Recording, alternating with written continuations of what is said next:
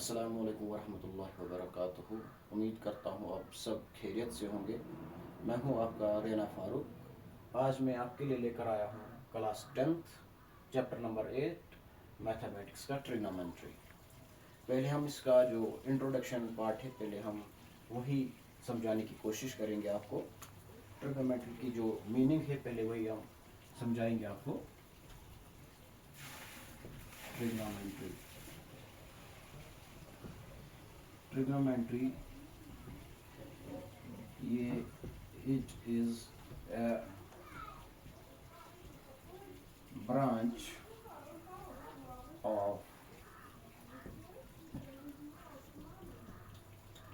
a branch of mathematics that provide relation between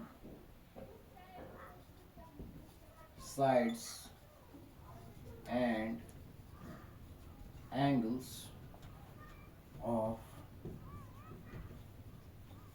triangle।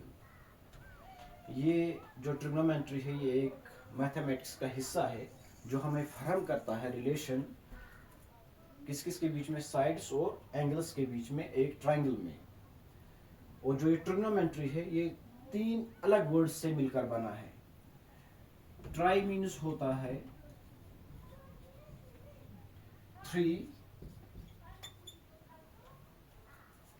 Gone means होता है sides,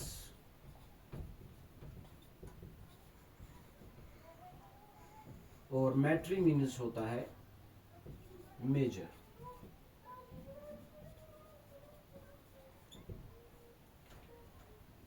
ये होगी आपकी ट्रिग्नोमेट्री की जो है डेफिनेशन। सबसे पहला हिस्सा जो आता है इसमें वो आता है ट्रिग्नोमेट्रिक रेशियोज का।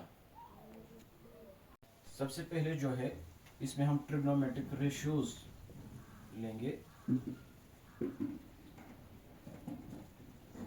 ट्रिग्नोमेट्रिक रेशियोज,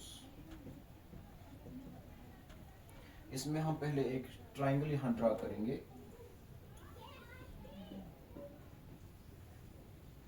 इसका नाम हम देंगे ए, इसका नाम देंगे बी और इसका नाम देंगे हम सी। ट्रायंगल में 3 साइड्स होते हैं। इसको हम परपेंडिकुलर कहते हैं और इसको हम बेस कहते हैं और ये होता है हमारा हाइपोटेन्यूज। ट्रिग्नोमेट्रिक रेशियोज में जो हमारे पास जो चीजें आती हैं वो है sine theta, cos theta, tan theta, cot theta, sec theta और लास्ट में हमारे पास आता है कोसेक थीटा। ये जो ट्रिग्नोमेट्रिक रेशियोज है इनको याद करने के लिए मैं आपको एक आसान सा तरीका बताने जा रहा हूँ। आसान सा एक ट्रिक है, उस चीज को आप अगर याद रखोगे तो ये ट्रिग्नोमेट्रिक रेशियोज जो है ये आपके लिए बहुत आसान हो जाएगी याद करने भी, और जो आने वाली 8.1 एक्सरसाइज है उसमें भी आपको हेल्प करेगी वो क्वेश्चन जो सॉल्व करने में। यहाँ आप देख लीजिए जो मैं आपको ट्रिक बताने जा रहा हूँ। Some people have curly brown hair turning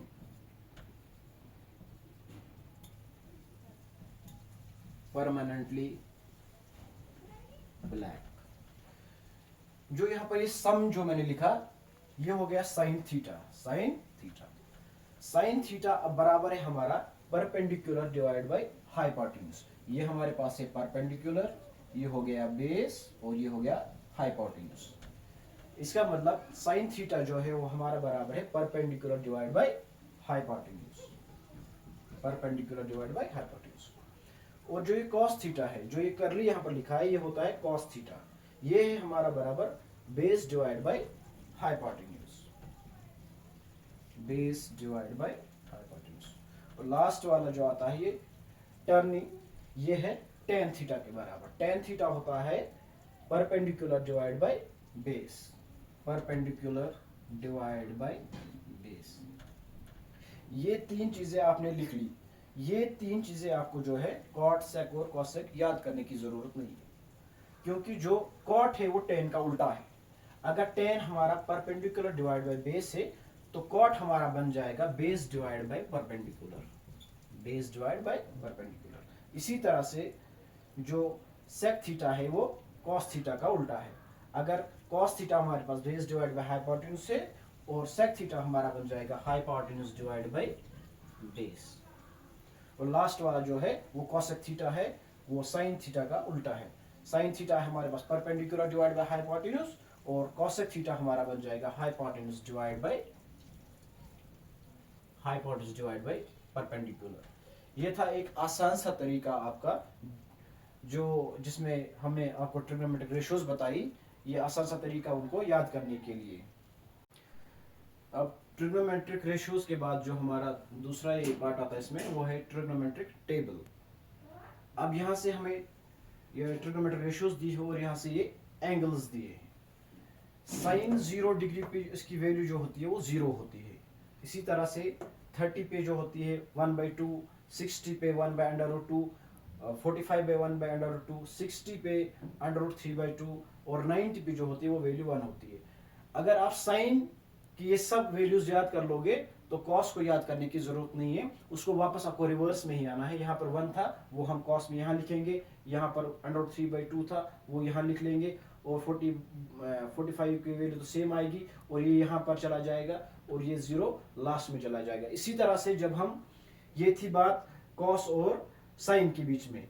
अब जब हम tan की वैल्यूज देखेंगे, tan 0 डिग्री पे 0 ही है, 30 डिग्री पे 1/2 है और 45 पे 1 है और 60 पे √3 है और tan 90 पे नॉट डिफाइंड है, इसको हम डिफाइन नहीं कर सकते।